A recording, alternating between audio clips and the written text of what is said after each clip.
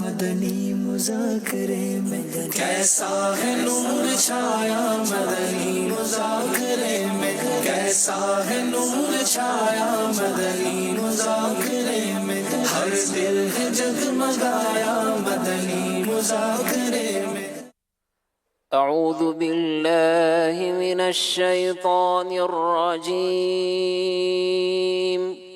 اللہ کی پناہ مانگتا ہوں میں شیطان مردود سے۔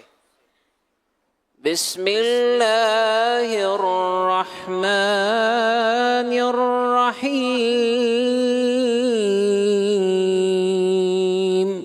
اللہ کے نام سے شروع جو نہایت مہربان رحم والا۔ یا ایھا الذین آمنوا اذا نودی للصلاة من یوم الجمعة فاسعوا إلى ذکر اللہ۔ آسان ترجمہ قرآن کنز العرفان۔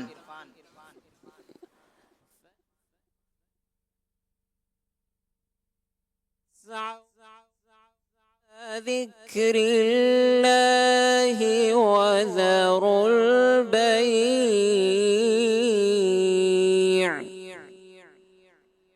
ذلکم خیر لکم ان کنتم تعلمون۔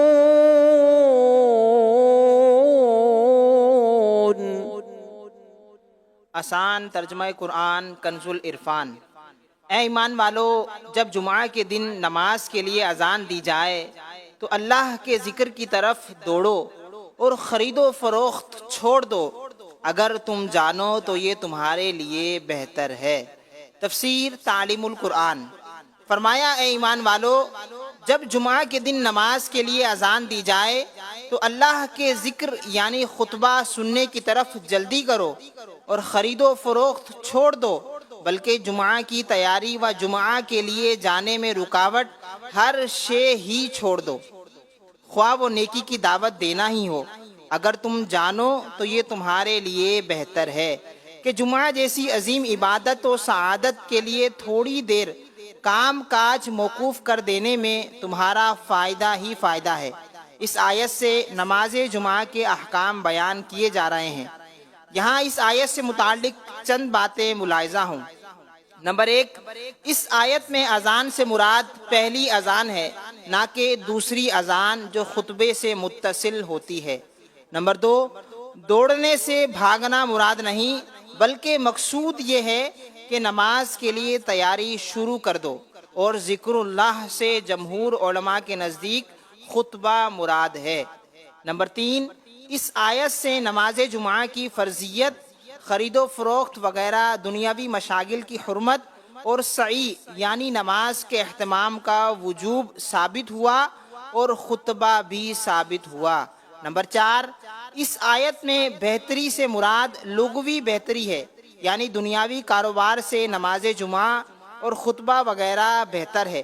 اس سے یہ لازم نہیں آتا کہ یہ حاضری واجب نہ ہو، صرف مستحب ہو۔ شرعی حکم: جمعہ فرض عین ہے اور اس کی فرضیت ظہر سے زیادہ مؤکد ہے، اور اس کا منکر کافر ہے۔ فَإِذَا قُضِيَتِ الصَّلَاةُ فَانتَشِرُوا فِي الْأَرْضِ وَابْتَغُوا مِن فَضْلِ اللَّهِ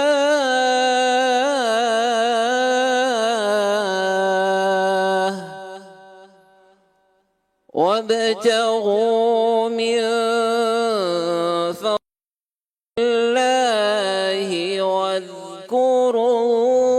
الله كثيرا لعلكم تفلحون۔ آسان ترجمہ قرآن کنز العرفان۔ پھر جب نماز پوری ہو جائے تو زمین میں پھیل جاؤ اور اللہ کا فضل تلاش کرو اور اللہ کو بہت یاد کرو اس امید پر کہ تم کامیاب ہو جاؤ۔ تفسیر تعلیم القرآن۔ فرمایا کہ جب نماز پوری ہو جائے تو اب تمہارے لیے جائز ہے کہ معاش کے کاموں میں مشغول ہو جاؤ، یا علم حاصل کرنے، مریض کی عیادت کرنے یا ان جیسے دیگر کاموں میں مشغول ہو کر نیکیاں حاصل کرو، اور نماز کے علاوہ بھی ہر حال میں اللہ تعالیٰ کو یاد کیا کرو تاکہ تمہیں کامیابی نصیب ہو۔ اہم باتیں۔ نمبر 1، جمعہ کی نماز کے بعد کاروبار کرنا منع نہیں، ممانعت صرف جمعے کے لیے ہے، البتہ جمعہ کے دن نیکیوں کا ثواب بڑھ جاتا اور عصر سے مغرب قبولیت دعا کا وقت ہے، تو کام کاج کی بجائے عبادت میں مشغولی بہت بہتر ہے۔ نمبر 2، جمعہ تو نماز اور ذکر الہی کی بہت اعلیٰ صورت ہے، لیکن اس کے علاوہ بھی ہر حال میں کثرت سے ذکر کرنے کا حکم دیا گیا ہے۔ وَإِذَا رَأَوْا تِجَارَةً أَوْ لَهْوًا انفَضُّوا إِلَيْهَا وَتَرَكُوكَ قَائِمًا قُلْ مَا عِندَ اللَّهِ خَيْرٌ مِّنَ اللَّهْوِ وَمِنَ التِّجَارَةِ وَاللَّهُ خَيْرُ الرَّازِقِينَ۔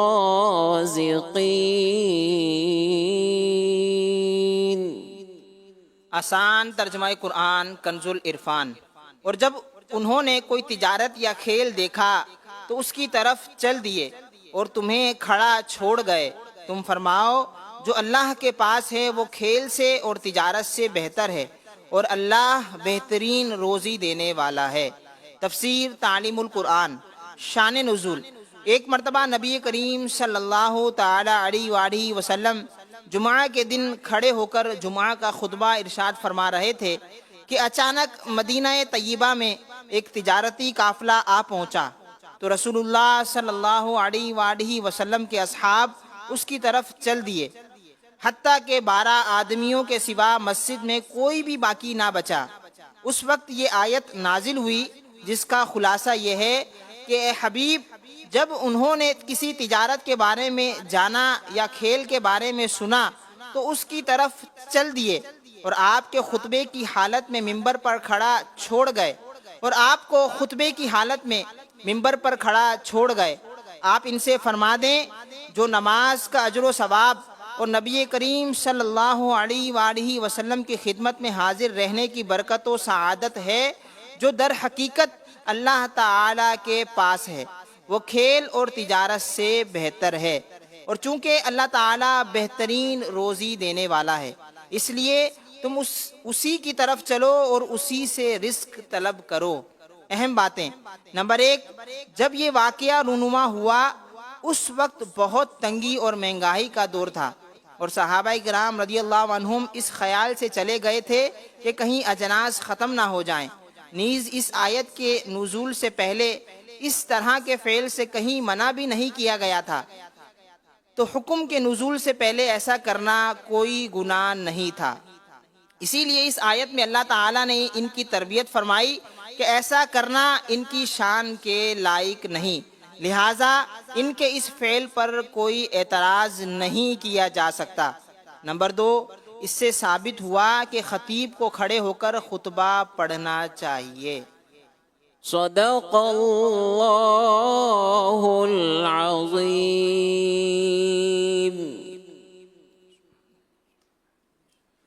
صلو علی الحبیب صلی اللہ تعالی صلی اللہ علیہ وسلم۔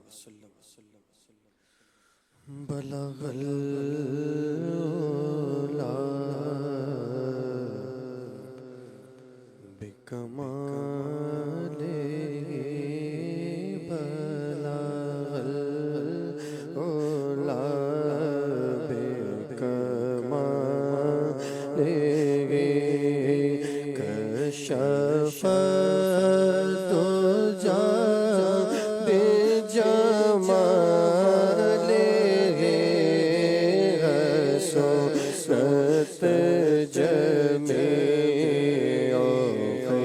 صالح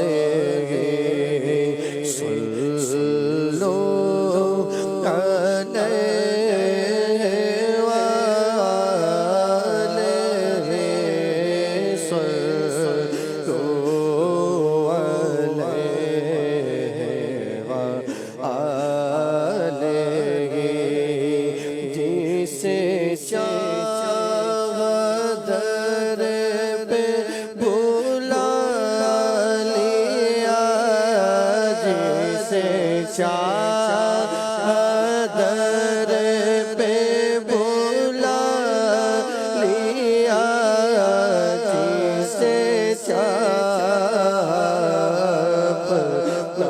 بنا لیا جسے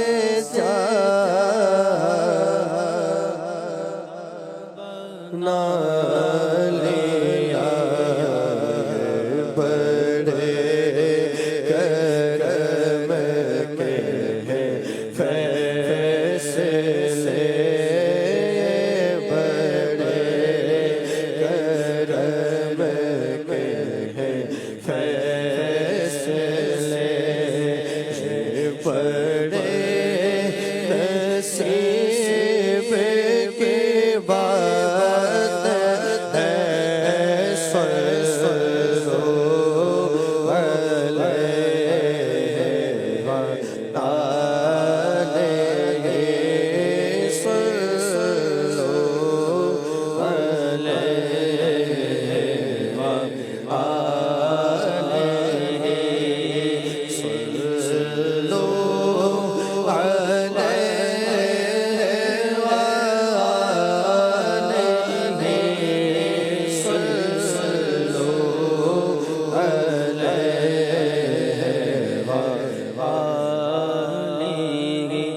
اور میں بروں سے لاکھ پورا سگی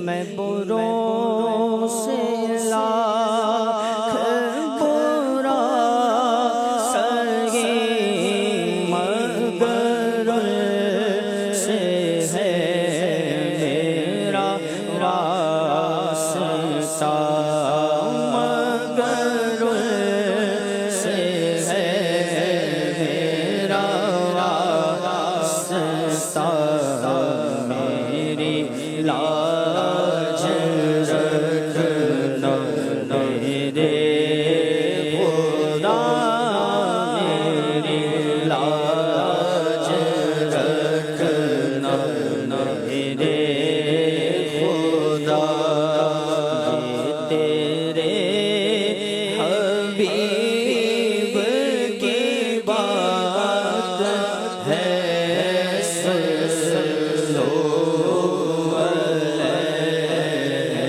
وآلہ صلو علیہ وآلہ اللہم صل وسلم وبارک علیہ ایک بار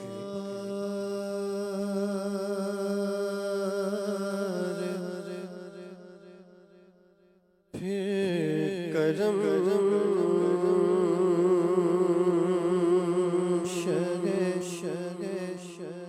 خیر الانام ہو ایک بار پھر کرم خیر الانام ہو ایک بار پھر کرم خیر الانام ہو ایک بار پھر کرم شگ خیر الانام ہو ایک بار پھر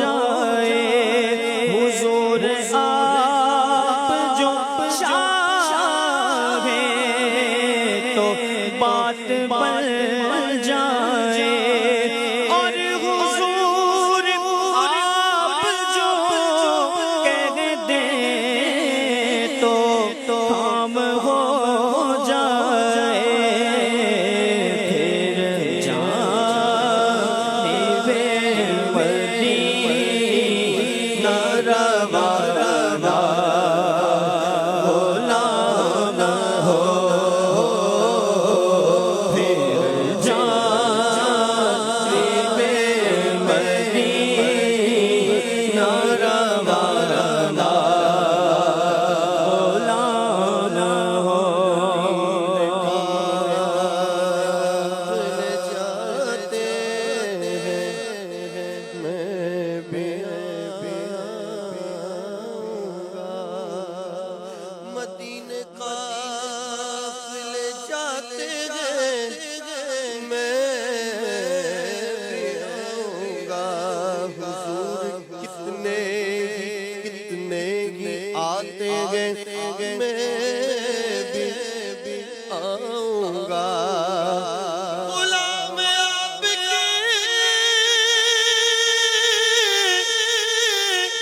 جتنے غریب غربے بھی غلام آتے ہیں جاتے ہیں میں بھی آؤں گا ایک بار پھر کرم خیر انام ہو ایک بار پھر کرم خیر انام ہو پھر جانب مدینہ روانہ غلام ہو میرے آقا پھر جانب مدینہ روانہ غلام یا مصطفیٰ عطا ہو اب اذن حاضری کا کر لوں نظارہ کر میں آپ کی گلی کا پھر سبز گنبد کی دیکھ لوں بہاریں اب اذن دے دو آقا ہم سب کو حاضری کا ایک بار پھر دکھا دو رمضان میں مدینہ بے شک بنا لو آقا مہمان دو گھڑی کا پھر جانب مدینہ روانہ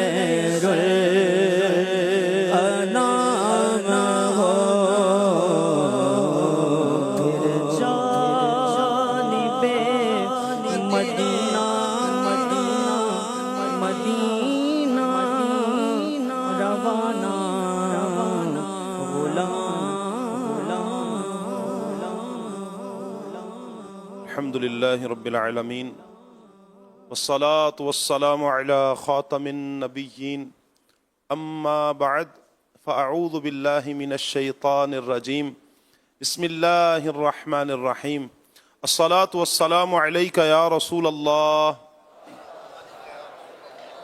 الصلاة والسلام علیک یا حبیب اللہ الصلاة والسلام علیک یا نبی اللہ وعلی آلک واصحابک یا نور اللہ نویت سنت الاعتکاف۔ اللہ پاک کے پیارے پیارے آخری نبی محمد عربی صلی اللہ علیہ وآلہ وسلم نے ارشاد فرمایا، جس نے مجھ پر ایک مرتبہ درود پاک بھیجا اللہ پاک اس پر 10 رحمتیں نازل فرماتا ہے۔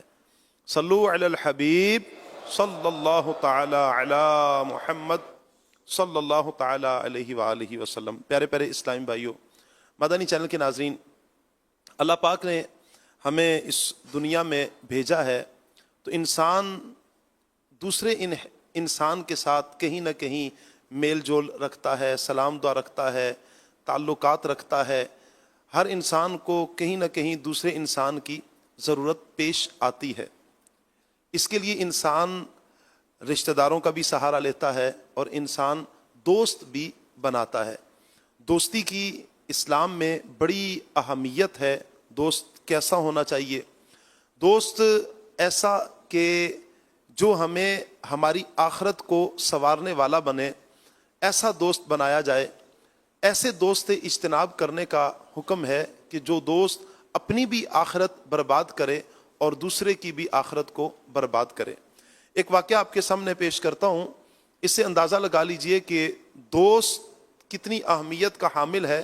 تو کبھی دوست ایسا ہوتا ہے کہ جو بندے کو معاذ اللہ جہنم کی طرف لے جاتا ہے، یہاں تک کہ جہنم میں پہنچا دیتا ہے۔ ایک شخص تھا، نام ہے اس کا عقبہ بن ابی معیط۔ یہ مکہ مکرمہ کا رہنے والا کافر تھا۔ نبی پاک صلی اللہ تعالی علیہ وآلہ وسلم کی خدمت میں یہ حاضر ہوتا، نبی پاک صلی اللہ علیہ وسلم کی نور بھری باتیں سنتا، انہیں پسند کرتا، البتہ اس نے کلمہ نہیں پڑھا تھا۔ ایک دن اس نے نبی پاک صلی اللہ علیہ وآلہ وسلم کی بارگاہ میں عرض کی کہ آپ میرے گھر پہ تشریف لائیں۔ حضور علیہ الصلوۃ والسلام کو گھر پہ دعوت پہ بلایا۔ میرے آقا صلی اللہ تعالی علیہ وآلہ وسلم تشریف لے گئے۔ نبی پاک علیہ الصلوۃ والسلام نے فرمایا، جب تک تم کلمہ پڑھ کر مسلمان نہیں ہو جاتے میں تمہارے گھر کا کھانا ہرگز نہیں کھاؤں گا۔ چنانچہ عقبہ بن ابی معیط نے بظاہر کلمہ پڑھا، نبی پاک صلی اللہ علیہ وسلم نے کھانا تناول فرما لیا اور واپس تشریف لے گئے۔ عقبہ بن ابی معیط کی دوستی تھی ابی بن خلف کے ساتھ۔ ابی بن خلف یہ مکہ مکرمہ کا بڑا ظالم کافر تھا۔ جب اسے پتا چلا کہ عقبہ نے نبی پاک صلی اللہ علیہ وآلہ وسلم کی اپنے گھر میں دعوت کی، کلمہ پڑھ لیا، اللہ اکبر، تو اس کی کفر کی جو رگ تھی، کافر کی رگ پھڑکنے لگی۔ اس نے عقبہ کو اکسایا اور کہا، میری تمہارے ساتھ دوستی تھی اور اب اس دوستی کو بچانے کی صرف ایک صورت ہے کہ تم محمد صلی اللہ علیہ وآلہ وسلم کے ساتھ معاذ اللہ ثم معاذ اللہ بدتمیزی کے ساتھ پیش آؤ۔ اس نے کلمہ بظاہر پڑھ لیا ہوا تھا، اللہ اکبر۔ اب عقبہ بن ابی معیط کے پاس صرف اس کے سامنے دو راستے تھے۔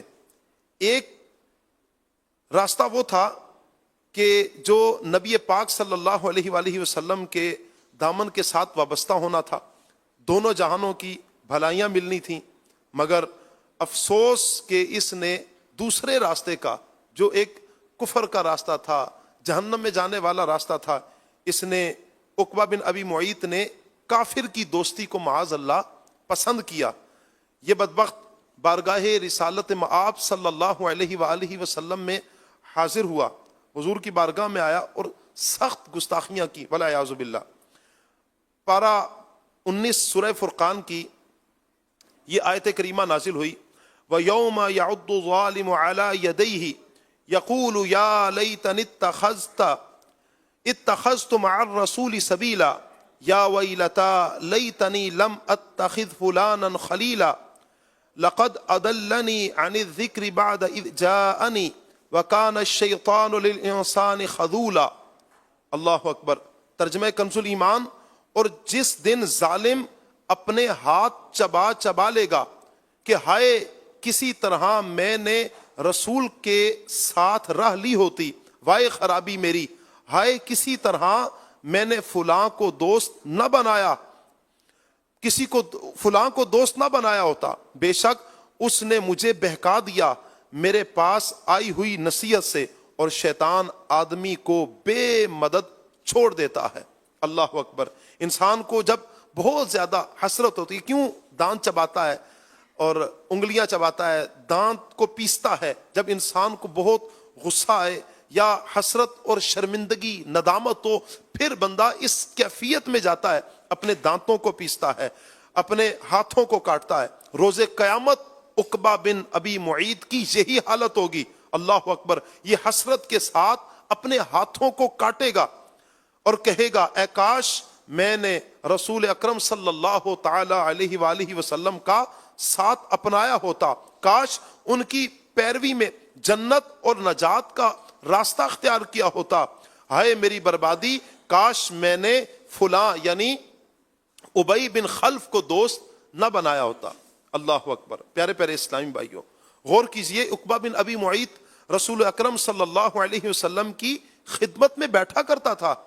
یہ نبی پاک صلی اللہ علیہ وسلم کی خدمت میں بیٹھتا, آپ علیہ الصلوۃ والسلام کی ہدایت بری باتیں سنا کرتا. اس نے آپ صلی اللہ علیہ وسلم کے کہنے پر کلمہ بھی پڑھ لیا تھا. اللہ اکبر. لیکن غلط دوستی نے اسے پھر سے جہنم کی طرف دھکیلا. اور اب ہم اپنے متعلق پیارے پیارے اسلامی بھائیوں غور کر لیں, ہماری دوستی کن کے ساتھ ہے؟ ایسے افراد کے ساتھ جو جنت میں لے کر جانے والے ہیں, یا معاذ اللہ ایسے افراد کہ جو جہنم کی راہ کی طرف لے کر جانے والے ہیں. اللہ پاک سے دعا ہے اللہ ہمیں اچھے دوستوں کے ساتھ, اچھے ماحول, دینی ماحول کے ساتھ رہنا اور اچھے دوست بنانے کی توفیق عطا فرمائے. آمین بجاہ طٰہٰ و یاسین صلی اللہ علیہ وسلم. صلو علی الحبیب صلی اللہ تعالی علی محمد صلی اللہ علیہ وسلم. یہ شب مبارک نجات والی, نہ رہنا تم رحمتوں سے خالی, براءتوں کے پیام لائی, نہ جائے خالی کوئی سوالی. ہم کتابوں سے تو پڑھتے رہتے ہیں لیکن وہ صحبت کا اثر اور وہ ماحول کا اثر لینے کے لیے ہم یہاں آئے. میں بائی پروفیشن ٹیچر بھی ہوں. میں آج صبح کلاس میں اسپیشلی درس دے کے آیا ہوں. اہمیت بتائیے, اصل میں ہمیں جو ہے نا اجاگر کرنا ہے, اپنی جو یوتھ ہے اسپیشلی چھوٹے بچوں پہ کام کرنا ہے, انہیں اس رات کی قدر بتانی ہے. میں جو آیا اور بابا جی کی جو باتیں سنے مستفید ہو گیا. جو وقت گزرے ہیں وہ تو میں سمجھتا ہوں کہ ویسٹ ہو کے ضائع ہوئے مجھ سے. ہم خوش نصیب سمجھتے اپنے آپ کو کہ اس بڑی رات, مبارک رات میں ہم فیضان مدینہ آئے اور کچھ علم سیکھنے آئے ہیں. انشاءاللہ اس پہ عمل کرنے کی کوشش کریں گے. جو بات فیضان مدینہ میں وہ کسی میں بھی نہیں ہے, دل کو سکون ملتا ہے. اٹریکشن ہے بڑی. دعوت اسلامی ایک بہت اچھا ادارہ ہے. آج بڑی رات ہے, اس کی نسبت سے ہم یہاں پر آئے ہیں. ہم کچھ سیکھنے آئے ہیں تاکہ ہم سیکھ کے لوگوں کو بتانا چاہ رہے ہیں, دعوت آگے بڑھانا چاہ رہے ہیں. شب برات کی جو ساتھ ہوتی ہے وہ بخشش کے لیے, توبہ کے لیے, یہ بہت ضروری ہے. انسان کو جو ہے نا توبہ کرنی چاہیے آج کی رات. میں ابھی مدنی چینل دیکھ کے ہی آ رہا ہوں, وہاں پر میں یہ بیانات سن رہا تھا تو ایک شوق جیسا پیدا ہوا کہ قریب سے جاؤں, اس محفل میں بیٹھوں تاکہ اجتماعی دعا ہو, ذکر اذکار ہو, دل کو سکون ملے. یہاں پر آنے کا یہ فائدہ ہے کہ نوافل کی سعادت ملتی ہے. ایک سنت بھی انسان اگر اپنی زندگی میں اس کو اپنا لیتا ہے نا تو زندگی سنور جاتی ہے. تو ادھر سیکھنے سکھانے کو بہت کچھ ملتا ہے الحمدللہ. اور ان کی صحبت کیا ہی ملتی ہے کہ جب ان کو دیکھتے ہیں تو خود بخود ایک نیکی کرنے کا جذبہ ملتا ہے. آپ دیکھیں نا, ابھی بہت سارے لوگ ہوں گے جو باہر ہوٹلوں پہ بیٹھے ہوں گے, الٹی سیدھی باتیں کر رہے ہوں گے, گناہ کے کام کر رہے ہوں گے. اس سے بہتر یہاں اللہ کی راہ میں گزارے تو ثواب ہی ثواب ہے نا. سب سے جو خاص بات جو مجھے لگتی ہے وہ ایک اللہ کے ولی کی زیارت ہے یہاں پر, امیر علیہ سنت دامت برکاتہم اللہ. الحمدللہ میری پوری کوشش ہوتی ہے کہ میں مدنی مذاکرے میں حاضر ہوتا رہوں اور میں دوسروں کو بھی دعوت دیتا رہتا ہوں. نماز پڑھیں, اللہ کا ذکر کریں, اس میں ہی ہے جو بھی ہے. خوف خدا جتنا نصیب ہو اس بندے کو وہ کامیاب ہے. بالخصوص نوجوانوں کو جو اتنا تربیت کی جاتی ہے دینی ماحول میں, وہ یہی ملتا ہے ہمیں. امیر اہل سنت کے بارے میں بس یہ کہیں گے کہ انہوں نے لاکھ جوانوں کی جوانیاں جو ہے نا ان کو سدھار دی ہے. جو لوگ گھروں میں گزار رہا ہے, بزنس میں گزار رہا ہے, کہیں اور گزار رہا ہے, یقین جانو فیضان مدینہ چڑھ کر اس طرح کا اچھے جگہ, اس طرح کا مستفید ہونے کا جگہ ہمیں نہیں مل پاتا. پورے سال ہم نے کتنے گناہ کیے ہیں, صلاۃ و تسبیح کی برکت سے ہمارے اللہ گناہ معاف کر دے اور ہمیں دوبارہ زندگی میں اچھے عمل کرنے کی توفیق دے دے. ایک اچھا ذہن بنتا ہے ماشاءاللہ. امیر اہل سنت کی تربیت, ان کی سوچ, لوگوں کی اصلاح کرنا, ہم ان سے بڑے متاثر ہیں. لوگوں کا دل نہیں دکھانا چاہیے, نماز قائم کرنی چاہیے اور جو ہے صلہ رحمی کرنی چاہیے. اچھا ہی سیکھنے کو ملتا ہے یہاں سے, اچھا ہی کچھ لے کے جاتے ہیں. دنیا جو ہے نا اس میں کچھ بھی نہیں ہے, جو کچھ ہے اللہ کے راستے میں ہے. اللہ کی رضا میں راضی رہو, رسول کی جو ہے نا اطاعت کرو. انہی محفلوں میں آئے, گھروں میں بیٹھنے سے کوئی فائدہ نہیں ہے. اب میں بھی بیٹھ سکتا تھا, میں بھی آیا ہوں وہاں سے ڈیوٹی کر کے, میں چلو تھکا ہوا ہوں بیٹھ جاؤں گھر پہ, اچھا مدنی چینل پہ دیکھ لیتا ہوں. نہیں, ایک سائن آتا ہے ہمیں اپنے اور اپنے لوگوں کی اصلاح کی کوشش کرنی ہے اور اسی وجہ سے آتے ہیں. اور یہی بات سیکھنے کے لیے ہم آتے ہیں کہ ہم اصلاح خود کریں اور ہم لوگوں کی بھی اصلاح کریں. اپورچونٹی ہے یہ ہمارے پاس, دعوت اسلامی کے ساتھ ہم اٹیچڈ ہو جائیں اور دعوت اسلامی کے ماحول کو جوائن کر لیں, اور اسی میں یہ ہمارے لیے جو ہے نا کامیابی ہے. رمضان میں اگر اللہ مجھے موقع دے تو میں اپنے پورے رمضان کے جو وقت ہے میں یہاں پہ گزار دوں.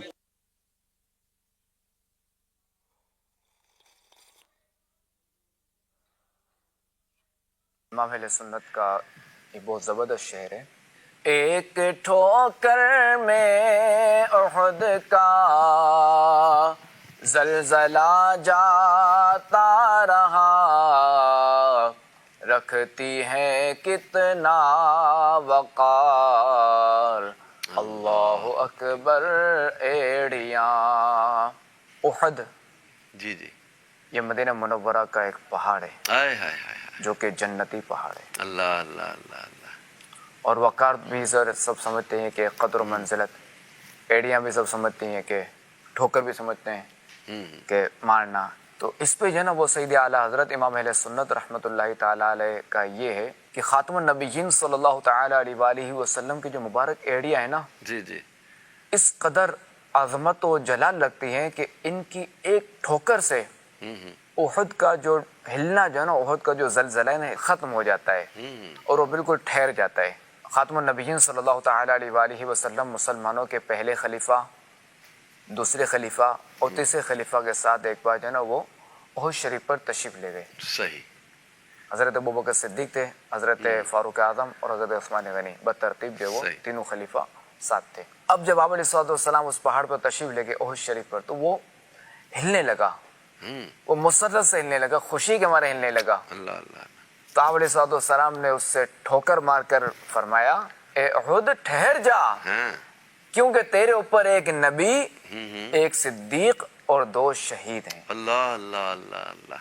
مفتی احمد یار خان نعیمی رحمۃ اللہ تعالی علیہ حدیث پاک شرح میں فرماتے ہیں کہ معلوم ہوا کہ اللہ کریم کے جو مقبول بندے ہیں اس ساری خلقت یعنی شجر و حجر سب کے جو نا وہ محبوب ہوتے ہیں, پیارے ہوتے ہیں. شجر سے مراد درخت, درخت, ہاں, پتھر, پہاڑ سب کے وہ محبوب ہوتے ہیں. اللہ اکبر. یعنی کہ ہمارے آقا علیہ السلام, ہم تو ہمارے آقا کرتے ہیں نا, ہمارے محبوب ہمارے حبیب کہتے ہیں نا, ہمارے آقا ہمارے آقا.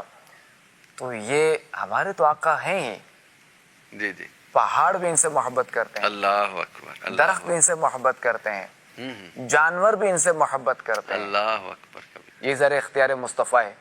بے شک. ایک جنا طاقت مصطفیٰ یہاں کہیں گے کہ مصطفیٰ کریم صلی اللہ تعالیٰ علیہ وآلہ وسلم کی ایک طرف طاقت ہے جی جی جی, اور ایک طرف یہ کہ احد پہاڑ کی محبت ہے کہ یہ پہاڑ ہلنے لگا تو آپ علیہ السلام نے اسے ساکن کر دیا. اللہ. جو احد پہاڑ پتھر ہو کے محبت کرے تو جنتی ہو جائے. بالکل. تو اگر امتی ہو کر کوئی محبت کرے تو کیوں جنتی نہ ہو. اللہ اکبر. اللہ کریم ہمیں اس محبت پر استقامت عطا فرمائے, آمین. اسی پر ہمارا خاتمہ فرمائے کہ یہی محبت ہے نبی کی محبت جو کہ جنت میں لے کے جائے گی, نجات کا ذریعہ بنے گی, پل صراط سے گزارے گی. اللہ اکبر. اور جس کے دل میں چونکہ محبت نہیں, محبت رسول نہیں, تو وہ بھی مسلمان نہیں ہو سکتا. کہ کوئی لاکھ دعویٰ کرے کہ میں اللہ کو مانتا ہوں, اللہ کے حبیب کو نہیں مانتا, معاذ اللہ. سر کچھ بھی. الحمد للہ رب العالمین والصلاة والسلام على خاتم النبیین اما بعد فاعوذ باللہ من الشیطان الرجیم بسم اللہ الرحمن الرحیم الصلاة والسلام علیک یا رسول اللہ وعلى آلك وصحابك يا حبيب الله الصلاة والسلام عليك يا نبي الله وعلى آلك وصحابك يا نور الله نويت سنة الاعتكاف. جب کبھی داخل مسجد ہونے کی سعادت پائے اعتکاف کی نیت ضرور فرمائیں. نیت دل کے ارادے کو کہتے ہیں, دل ہی میں نیت کر لیجئے میں نے سنت اعتکاف کی نیت کی. آپ معتکف ہو گئے, دل میں نیت حاضر ہوتے ہوئے زبان سے بھی کہہ لیجئے, زیادہ اچھا ہے. یاد رکھیے مسجد میں کھانا پینا, سونا, سحری, افطار, آب زمزم شریف پینا, دم کیا پانی پینا, نیاز کھانا وغیرہ اسی صورت میں جائز ہوتا ہے جبکہ اعتکاف کی نیت کی ہو. نیت نہیں کی تھی تو افطار وغیرہ مسجد میں نہیں کی جا سکتی. البتہ अब नियत कर लीजिए, नहीं किए तो, और आप बेशक इफ्तार वगैरह भी कर लीजिए। ताम मुनासिब ये कि सवाब के लिए एहतिकाफ की नियत की जाए और कुछ जिक्र दुरूद कर लिया जाए, चाहे तो 12 मरतबा दुरूद पाक पढ़ ले, अब भले इफ्तार वगैरह करें। सल्लू अलल हबीब सल्लल्लाहु अलैहि मुहम्मद। 1446 हिजरी के शाबान शरीफ की आज 17वीं रात है। इस मुनासबत से रिसाला ज़ियाए दुरूद सलाम से फरमान आखिरी नबी सल्लल्लाहु तआला अलैहि वसल्लम नंबर 17। मुझ पर दुरूद पाक की कसरत करो, बेशक तुम्हारा मुझ पर दुरूद शरीफ पढ़ना तुम्हारे लिए पाकीज़गी का बाइस है। सल्लू अलल हबीब सल्लल्लाहु अलैहि मुहम्मद। हफ्तावार मदनी मुज़ाकरे का सिलसिला है। आप सवालात कीजिए, हर सवाल का जवाब वो भी बिस्सवाब, यानी दुरुस्त दे पाऊं, ये जरूरी नहीं। भूल करता पाए फौरन मेरी इस्तिलाह फरमाए। मुझे आए बाएं शाये करता अपने कहे पर बिला वजह अड़ता नहीं। भूल होने की सूरत में शुक्रिया के साथ कबूल करता पाएंगे। सल्लू अलल हबीब सल्लल्लाहु अलैहि मुहम्मद। मेरा नाम मोहम्मद अयूब है और मेरा ये सवाल है कि जो बैंक डेबिट कार्ड्स हमें देता है उसमें हमें काफ़ी फैसिलिटीज़ मिलती है, जैसे रेस्टोरेंट्स पे कुछ डिस्काउंट्स मिलते हैं हमें, और एयरपोर्ट्स पे जैसे जो है वो लाउंचेस फ्री में जो है वो होते हैं कि जो उन डेबिट कार्ड्स पे हम अवेल कर सकें।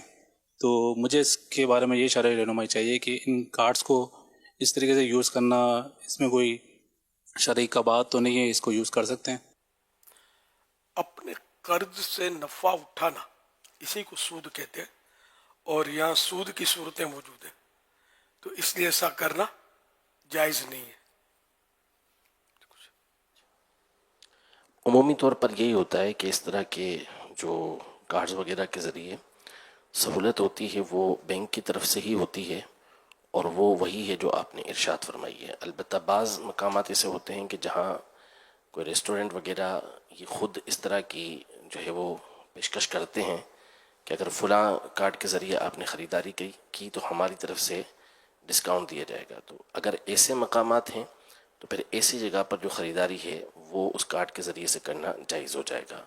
वरना अगर सारी की सारी फैसिलिटीज़ हैं बैंक की तरफ से तो फिर इस सूरत में इस कार्ड को इस्तेमाल करना दुरुस्त नहीं होगा।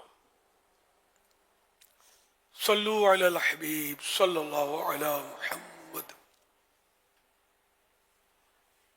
मेरा नाम मोहम्मद हारून है। मेरा एक ये सवाल था कि हमारे पास कोई कस्टमर आए तो उन्होंने जो हमें ऑर्डर के मुताबिक माल लिखवाया है वो अगर हम पूरा कर देते हैं, उसके अंदर कुछ आर्टिकल ऐसे होते हैं जो ख़त्म हो गए हमारे पास, तो उसकी जगह हम कोई उसी नेमो बदल में हम कोई दूसरा डिज़ाइन वगैरह उसको डाल दें, तो उसके लिए क्या शरई रहनुमाई होगी? धोखे की सूरत यानी इसकी इजाज़त नहीं होगी। आपने जो चीज़ डाली है अब वो सामने वाले को पसंद आए या ना आए, तो बाज़ औक़ात तो ऐसा होता है कि वो जिसको देते हैं उससे उसका बाज़ औक़ात राब्ता भी नहीं हो पाता। बैरून मुल्क से बाज़ औक़ात इस तरह के मामलात बन जाते हैं तो और मुश्किल के अंदर बंदा आ जाता है। तो इस तरह बग़ैर पूछे उसको चेंज करने की इजाज़त नहीं है। अगर आपके पास वो आर्टिकल ख़त्म हो चुका है, उसकी जगह कोई और आप डालना चाहते हैं तो उससे राब्ता करें, उससे राब्ता करने के बाद ही उसको चेंज करें। पूछी गई सूरत के मुताबिक यानी कि यह है कि ऐसा करना जायज़ नहीं है।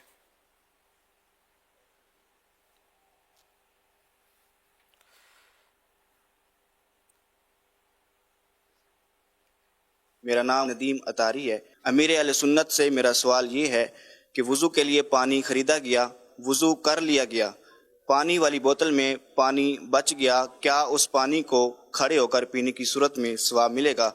बराए करम रहनुमाई फरमा दें। वज़ू का बचा हुआ पानी किसी लोटे में या बर्तन में वज़ू किया है, अब वो बच गया तो उसको खड़े होकर पानी पीना मुस्तहब है, और सवाब की नीयत से अगर अमल करते हैं मुस्तहब पर तो सवाब भी मिलेगा। वल्लाहु ताला अअलम व रसूलुहु अअलम। अज़्ज़ व जल्ल व सल्लल्लाहु तआला अलैहि व आलिहि वसल्लम। सल्लु अलल हबीब सल्लल्लाहु अला मुहम्मद। सोशल मीडिया के ज़रिए सवालात का सिलसिला है। वसीम शहजाद हैं, ये सवाल कर रहे हैं, मर्द के लिए चांदी की अंगूठी पर सोने की पॉलिश कराकर इस्तेमाल करना कैसा है, और क्या मर्द चांदी की अंगूठी में डायमंड लगाकर इस्तेमाल कर सकता है? मुलम्मा जायज़ तो है ना? हाँ, चांदी की अंगूठी पर सोने का पानी चढ़ाकर पहनना मर्द के लिए जायज़ है। तहम उलमा सुलहा और वो लोग ना पहने पेशवा तरह के कि जिनसे लोग दलील पकड़ते हैं, वरना ये देखते ही बोलेंगे अरे मौलाना ने सोना पहन लिया, सोने की अंगूठी पहन ली। तो इसलिए अवाम को भी तो बच्चे तो हरज क्या है, इससे गलत फहमी फैलेगी, तो ना पहने बच्चे इससे। ताम अगर कोई मर्द पहनता है तो उसको गुनाहगार नहीं कहेंगे।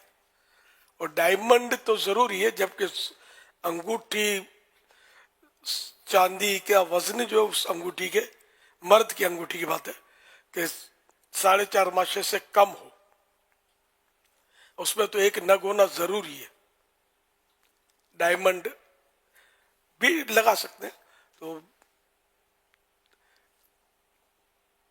डायमंड का वजन की कोई कैद नहीं है, और एक ही लगा सकते हैं, एक से ज्यादा नहीं लगा सकते। औरत के लिए कोई कैद नहीं है। सल्लू अलल हबीब सल्लल्लाहु अला मुहम्मद सल्लल्लाहु अलैहि वसल्लम। अच्छा, अभी जो डेबिट कार्ड के इस्तेमाल के हवाले से बात हुई है, तो बैंक वाली जो सूरत है उसमें भी उलमा का अब कसीर इख्तिलाफ है। अगर तो मशरूत तौर पर होता है तो मुतनी कंडीशंस हैं उसके अंदर लगी हुई कि ये इस पर ये सहूलत देंगे, तो ये जायज़ नहीं है। अगर वो अनकंडीशन हो, मशरूत ना हो वो, तो फिर इस सूरत में भी अक्सर उलमा इसी पर हैं कि इसको इस्तेमाल नहीं किया जाएगा, जबकि वो फैसिलिटी हुकूमत की बैंक की तरफ से दी गई हो। अगरचे कि बाज़ उलमा इस पर कलाम करते हुए इजाज़त देते हैं, लेकिन यहाँ सूद का मामला है, आफियत इसी के अंदर है कि फिर इसको इस्तेमाल ना किया जाए। ये हमारा जवाब बाकी रखना है या नहीं रखना है, इस्तेमाल किया इसको शामिल कर दें, निकाल लेते हैं ये तो। हाँ, इस सवाल का जवाब जो दिया था ना कार्ड का, इसको एडिट कर दें और इस जवाब को काफ़ी ना समझे, बल्कि दारुल इफ्ता अहले सुन्नत से रुजू करें इंशाअल्लाह उल करीम। खुज़ैमा सवाल कर रहे हैं सोशल मीडिया के ज़रिए, मीरपुर ख़ास से इनका सवाल मौसूल हुआ है, क्या जुमा की भी क़ज़ा होती है? अगर किसी शख्स का जुमा निकल जाए तो अब वो क्या करे? जुम्मे की नमाज शहर में, पूरे शहर में कहीं भी अगर ना मिली, अगर मिलती है तो मुकीम के लिए तो ये फ़र्ज है कि उसको वहाँ अदा करे, और अगर कहीं भी नहीं मिल रही तो नहीं मिली तो अब इस सूरत में जोर पड़े बगैर जमाअत के।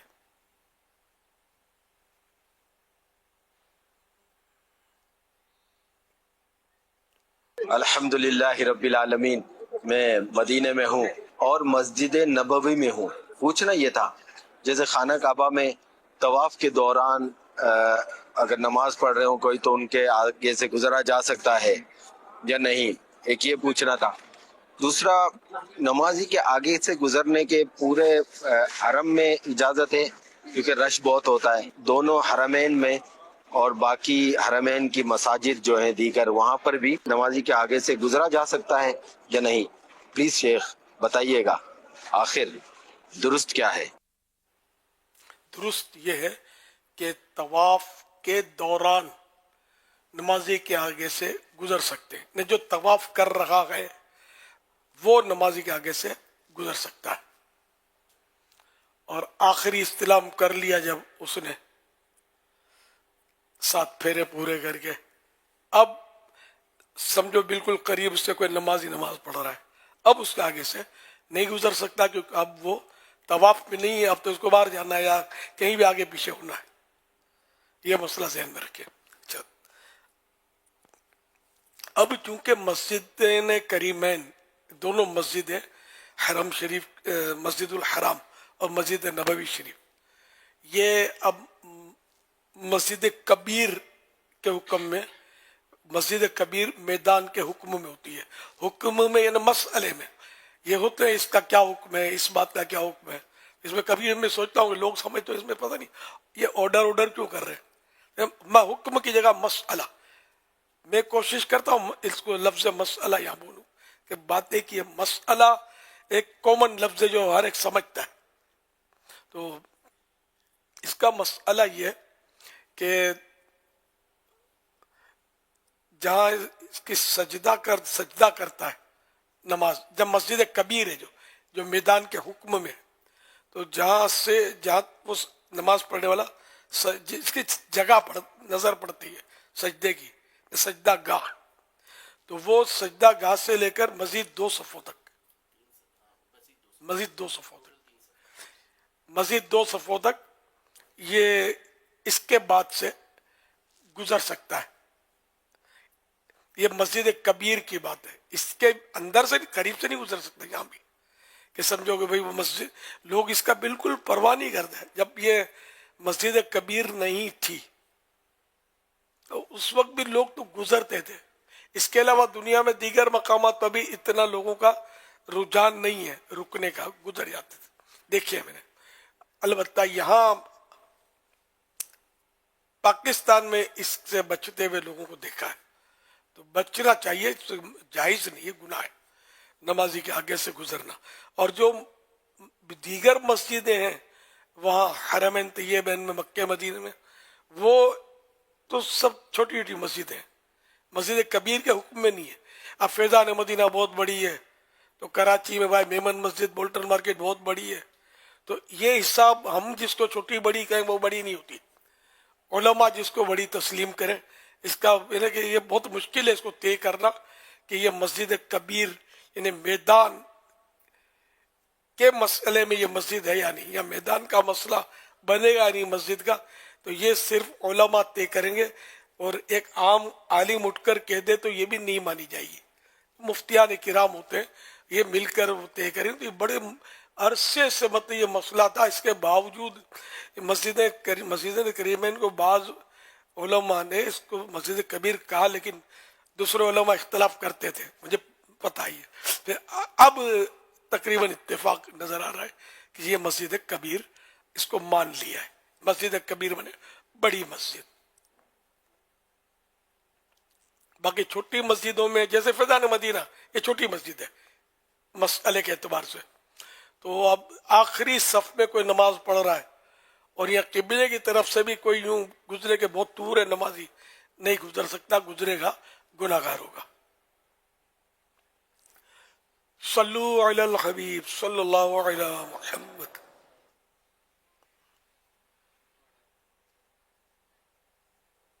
رضوان اتاری حیدرآباد سے عرض کر رہا ہوں. امیر اہل سنت کی بارگاہ میں میرا یہ سوال ہے کہ سجدے میں زمین کی سختی محسوس ہونا ضروری ہے، تو اس زمین کی سختی صرف پیشانی اور ناک کی ہڈی کے لیے ضروری ہے یا دیگر اعضاء کے لیے بھی ضروری ہے؟ اسی طرح سجدہ تلاوت جب ہم کرتے ہیں تو جب 2 سجدے یا 2 سے زیادہ سجدے ہم کرتے ہیں تو ان 2 سجدوں کے درمیان بھی کیا ایک مرتبہ سبحان اللہ کہنے کی مقدار ٹھہرنا واجب ہے؟ برائے کرم جواب ارشاد فرما دیں. میرے لیے اور میری آل کے لیے، میرے والدین کے لیے بھی صاحب مغفرت کی دعا فرما دیں. کئی ہفتے کو بھی یہ سوال ہوا تھا، سختی محسوس ہونے کا میرا خیال ہے. تو پیشانی کے لیے تو ہے کہ زمین کی سجدہ اس طرح کرے کہ زمین کی سختی محسوس ہو، اور سجدے میں پیشانی اس طرح رکھے. اور ناک کی ہڈی زمین پر لگنا لکھا ہے، سختی کا تذکرہ تو میں نے نہیں پڑھا. ناک کی ہڈی لگے. اچھا ہڈی میں یہ کہ جیسے کہ بعض لوگ یہاں زور لگاتے رہتے ہیں اور زخمی کر دیتے ہیں، جن کو پتہ چلتا ہے نا مسئلہ، عمل کا شوق ہوتا ہے، تو اصل یہ اس کو دبائیں گے نا تو ہڈی لگ جائے گی. اور یہ حصہ، خیر یہ بھی حصہ لگا ہے تو ہڈی تو ہے، لیکن یہ بلا وجہ کا تکلف ہے، اور نماز میں پھر وہ خشوع رہنا مشکل ہے کہ یہ لگنی چاہیے، یہ لگنی چاہیے. تو یہ نہیں، بلکہ یہ اس کو دبانا ہے. अब वो जहां सी जोन सी हड्डी लग जाए वो लग जाएगी। नोक, सिर्फ नोक लगा दी तो सजदे में वाजिब तर्क हो जाएगा। मैं दबाना है, ये हिस्सा जो है ना नोक के पास वाला हिस्सा, नोक तो ये है ना, बाद में सिर्फ नोक लगा लेते हैं, खाली नोक लगाने से गुजारा नहीं है, वाजिब छूटेगा।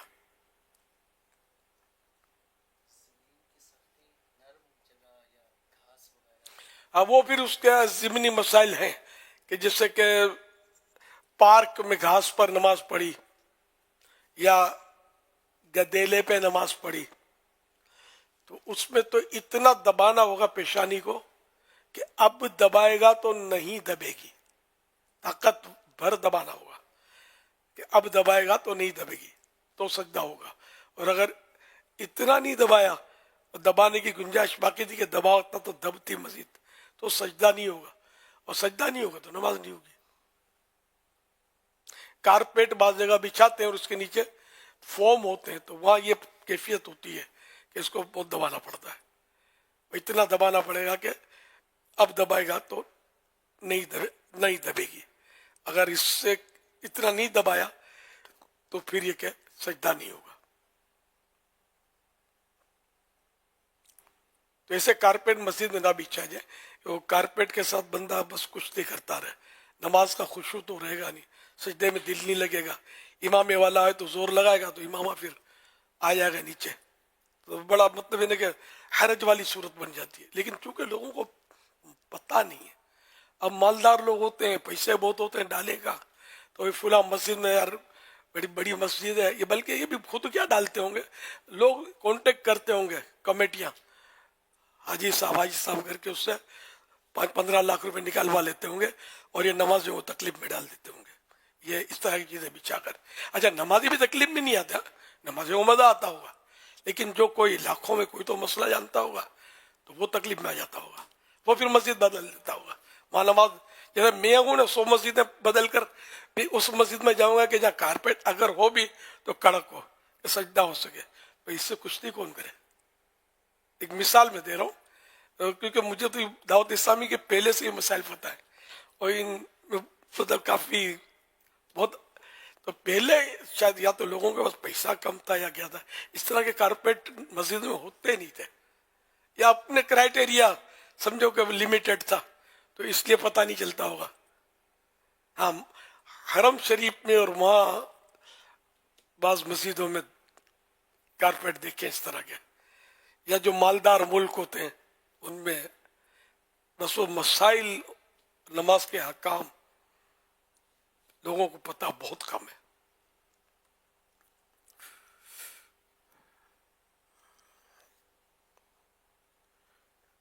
मसाजिद के कारपेट लेने वालों की अगर इस मामले में तरबियत हो जाए ना, क्योंकि कारपेट जैसे आपने कहा ना पहले की और आज में, क्योंकि टेक्नोलॉजी की वजह से, मशीनें चेंज होने की वजह से और जिस तरह के इस वक्त जो सूरत हाल बनती है, तो हर चीज़ में एक जिद्दत लाई जाती है, तो फिर कारपेट को भी बड़ा ही उसको लेकर चला जाता है। तो यूं फिर एक जैसे जूतों में हर चीज़ में एक जिद्दत पैदा हो रही होती है, नई नई मशीनें आती हैं। तो अगर मसाजिद में कारपेट बिछा, जैसे यहाँ आलमी मदीना के फैज़ान मदीना में जो हमने कारपेट बिछाया था, मुझे याद है कि तकरीबन 2 से 4 दफ़ा या चंद मरतबा वो कारपेट आपके पास लाते थे, आप उस पर सज्जा करके बताते थे, फिर उसको चेंज करते थे। तो ये सब कुछ कराने के बाद फिर ये फैज़ान मदीना के कारपेट फाइनल हुआ। तो ये इस पर हमने फिर मशवरे भी किए थे आपस में, अराकीन शूरा के भी मशवरे हुए थे। जब अमीर सुन्नत अज खुद चेक करके कारपेट ओके कर रहे हैं फैज़ान मदीना का, तो हमें तो इससे बढ़कर ये काम करना चाहिए और ख़ुद अपनी मसाजिद में कम अज़ कम आलमी मदीना, हमारे जो मदनी मराकिज़ हैं फैज़ान मदीना हैं, खुद्दामुल मसाजिद के ज़रिए जो माशाअल्लाह हम कहते हैं कि रोज़ की 2 मसाजिद की हमारी एवरेज है, तो ये मसाजिद दावत इस्लामी बना रही है। तो अगर साल भर के हम 600-700 मसाजिद बनाने में या इस तरह की कोई तरकीब बनाने में अल्लाह की रहमत से कामयाब हो जाते हैं, तो फिर वहाँ के मामला तो इंतज़ाम के लिए भी ज़ाहिर बात हम इनको दरख्वास्त करेंगे तो हमको मना थोड़ी करेगा कि नहीं ऐसा नहीं ऐसा नहीं ऐसा।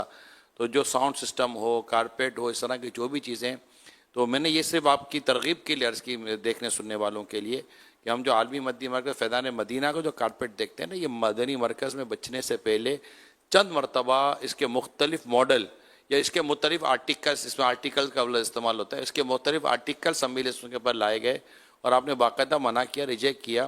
پھر نقش و نگار والے لائے جاتے تو آپ نے کہا اس میں بھی نمازی کی توجہ بٹے گی، تو یہ اس کا تھوڑا سا اس کو اور سخت لائیے.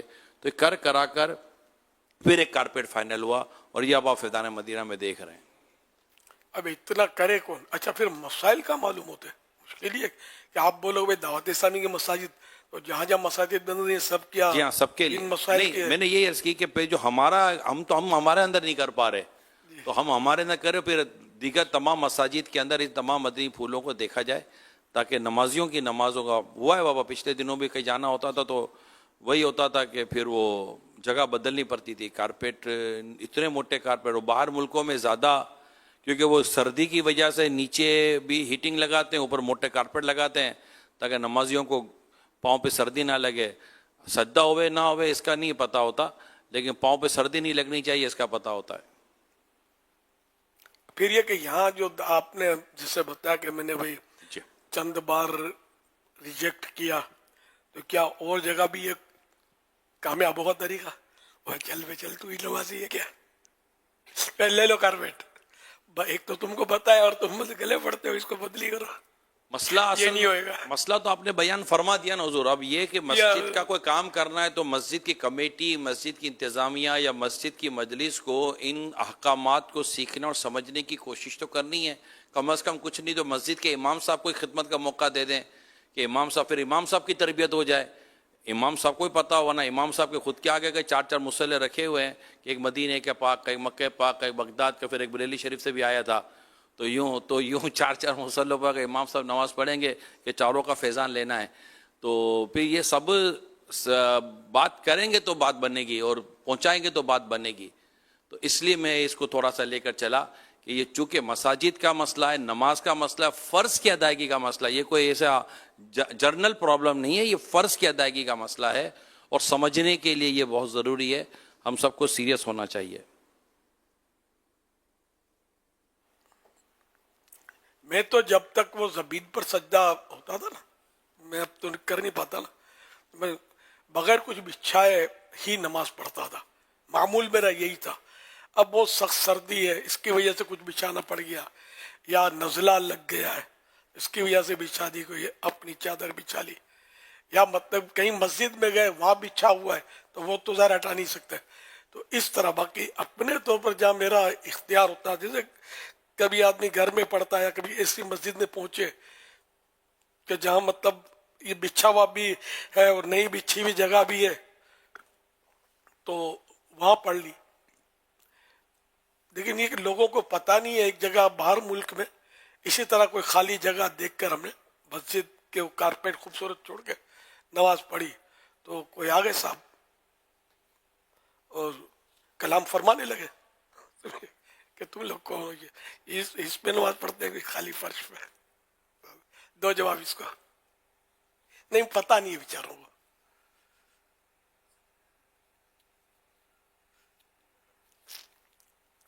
صلو علی الحبیب صلی اللہ تعالی علی محمد. بات کو تھوڑا پورا کرو. یہ جو ذاتی دلچسپی لینا ہے نا مسجد کے معاملے میں، اس کو مہربانی کر کے تمام عاشقان رسول اس کو نوٹس کریں کہ جہاں جہاں ہمارے اختیارات ہیں یا جہاں ہماری ذمہ داری ہے، اور شرعاً ذمہ داری صرف والنٹیرلی یا رضاکارانہ آپ نے کہا کہ میں خدمت کرتا ہوں، تنخواہ نہیں لیتا، لیکن جو ذمہ داری آپ نے وقف کے ادارے کی قبول فرما لی ہے تو اب آپ پر اس کی پوری ذمہ داری آتی ہے کہ وہاں پر تمام چیزوں کا جن کی شریعت نے ہمیں پابندی دی ہے اس کا اہتمام کرنا ہمارے لیے ضروری ہو جاتا ہے. تو اس میں ہمیں نوٹس کرنا چاہیے، چاہے لائٹوں کا مسئلہ ہو، کارپیٹ کا مسئلہ ہو، وضو خانے ہو، پانی کے مسئلے ہوں، جو بھی ہو، ذمہ داران، نگران اور جتنے بھی عاشقان رسول دیکھ اور سن رہے ہیں، ماشاءاللہ مدنی مذاکرے کی یہ برکت ہوتی ہے کہ ہمیں زندگی کے مختلف عنوانات پر اور ہمارے جو واسطے پڑتے ہیں اس پر ہماری تربیت کی جاتی ہے. لیکن بس ہم ساتھ ساتھ ایک سوال ہم میرے سنیں سرچ کر دیتا ہوں. یہ معاف کیجیے، ایک مسئلہ پہلے کچھ جو بیان ہوا نا نمازی کے آگے سے گزرنے کا، جی مسجد کبیر جی جی جی مسجد اس میں کبیر تھوڑی اصلاح کی ضرورت ہے. تو وہ جواب تو ایڈٹ کرنا پڑے گا، اس کی جگہ نماز کے احکام، مکتب المدینہ کتاب ہے نماز کے احکام، पेज नंबर 116 से 117। मैदान और बड़ी मस्जिद में नमाजी के कदम से मौज़ाए सुजूद तक गुजरना नाजायज है। मौज़ाए सुजूद यानी सजदों की जगह से मुराद ये है कि क़याम की हालत में सजदे की जगह नज़र जमाए तो जितनी दूर तक निगाह फैले वो मौज़ाए सुजूद है। इसके दरमियान से गुजरना जायज नहीं। या ये इसका मजीद आगे लिखा है, मौज़ा सुजूद का फासिला अंदाजन कदम से लेकर, खड़े हुए कदम है ना, कदम से लेकर 3 गज तक है। लिहाजा मैदान में नमाजी के कदम के 3 गज के बाद से गुजरने में हरज नहीं। मकान और छोटी मस्जिद में नमाजी के आगे अगर सुतरा यानी आड़ ना हो तो कदम से दीवार क़िबला तक कहीं से गुजरना जायज नहीं।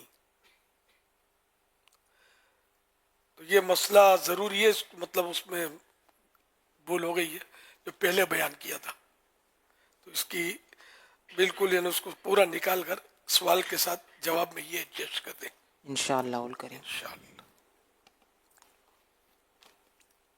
तो मैं ये अर्ज कर रहा था हुजूर कि एक लफ्ज़ है हुजूर मुहतात फिद्दीन और एक लफ्ज़ है एहसास ज़िम्मेदारी। इन दोनों को अगर हम यकजा करते हैं तो आप इसको कैसे बयान करेंगे कि एक शख्स में ये दोनों खुसूसियत कैसे आ जाएं कि वो मुहतात फिद्दीन भी हो जाए और उसके अंदर एहसास ज़िम्मेदारी पैदा हो और वो जिस काम को देखे अव्वल तो देखी अनदेखी ना करे, देखे और उसको ये अंदाज़ा हो जाएगा यार मेरी ज़िम्मेदारी है कि मैं इसको रोकूं, मैं इसको मना करूं, मैं इसको बदल दूं, मैं इसके जो अहल है या जिसका ज़िम्मेदार है उसको मैं कहूं यूं ही ना चला जाऊं क्योंकि ये मेरी ज़िम्मेदारी है वगैरह वगैरह। ये तबीयत ये कैसे बंदे के अंदर पैदा हो जाए? अब मोहतात फिर दीन में दीन में एहतियात करने वाला। अब जैसे बाद लोग तो बड़ी एहतियात करते हैं कि ये मसला क्या है यार पता नहीं है, तो मुफ्ती साहब से पूछ लिया या हाजिर हो गए मालूम कर दिया या किताब देखी निकाल लिया, अच्छा ये मसला यूं है। और अब रहा ये कि वो एहसास जिम्मेदारी है तो कर अलग है, इसका ताल्लुक मोहतात फिर दीन से हर सूरत में नहीं है। लेकिन अब अगर किसी की जैसे मस्जिद का मुतवल्ली है वो मोहतात फिर दीन होना ही चाहिए। अब वो इसको मतलब चलता फिरता पुरजा होगा यार, सब चलती है यार, अब मौलाना क्या समझे यार, हमारी जिंदगी गुजर गई मस्जिद की खिदमत करते करते, हम तो यूं ही करते हैं, तो ये ना चले। बल्कि इसके लिए तो और भी बहुत शराइत है। वक्फ के मसाइल भी जानता हो, अब अलीफ का बात जानता ना हो वक्फ के मसाइल में, न वक्फ के मसाइल ये क्या होता है, तो ऐसा शख्स भी ना चले। तो बहरहाल है इसके मसाइल है कि जो भी काम करते हैं कपड़े भी पहनना सीखे तो आया ना यार, नोट गिनना सीखे तो आया ना, हर काम सीखने से आता है। तो ये काम मस्जिद संभालना वगैरह ये भी घर सीखने से ही आएगा, खुद ब खुद कैसे इल्का हो जाएगा, खुद ब खुद कैसे आ जाएगा सब कुछ। मुताला करेंगे, उलमा से पूछेंगे, मुफ्ती साहिबान से पूछेंगे और पूछ कर आदमी मतलब और पढ़ के और सीखता है। यार साहब मैं आपको एक मिसालें दूं, एक दो मिसालें देता हूँ शायद और मजीद वाज़ेह हो जाए। अब हम मेरे संग साथ कहीं जा रहे हैं, अब मस्जिद है या ये जहाँ हम बैठे हुए हैं ना, यहाँ मस्जिद है, मस्जिद से मुतालिक जगहें हैं, फिनाई मस्जिद है, स्टूडियो है, ये सारी जगहें, यहाँ पूरा एक मदनी मरकज़ बना हुआ है, ऊपर नीचे आगे पीछे। अब कहीं कोई चीज़ बिछी हुई है, बारिश हो रहा है, बारिश हो गई है, पानी है, अब कोई बिछा हुआ है उसके लिए, अब फ़ौरन पाँव रखते वक्त ख्याल आएगा कि यार ये नमाज की दरी है या क्या है, ये सफ़ थी या क्या